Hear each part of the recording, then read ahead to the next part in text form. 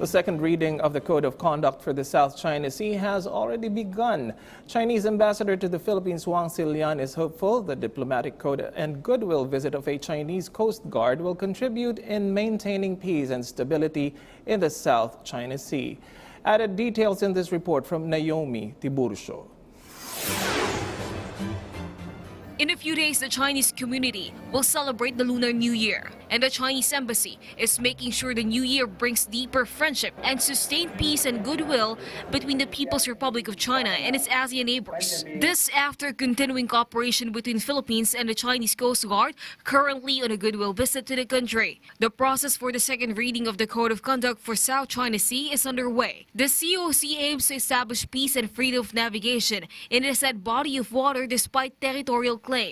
So at this important juncture, that the visit of the Coast Guards and the exchanges between the two Coast Guards will contribute to the stability and tranquility in the South China Sea. Meanwhile, the Chinese ambassador also met with Foreign Affairs Secretary Teodoro Locsin Jr. to hopefully draft a consensus for a joint oil and gas exploration by the Philippine-China Intergovernmental Joint Steering Committee, expected to meet again this year. Initial talks suggest a 60-40 oil sharing between the two countries. This began during the signing of a memorandum of agreement by the two countries during the last visit of Chinese President Xi Jinping to the Philippines. In his Twitter account, Locsin said the joint exercise between the two Coast Guards will be beneficial in avoiding future tensions in the disputed sea. Deepening of the understanding and trust between the two Coast Guards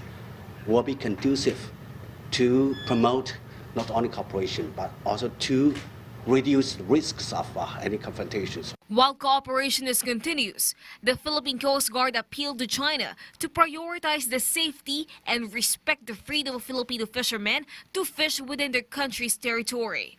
Naomi Tiburcio for The Nation.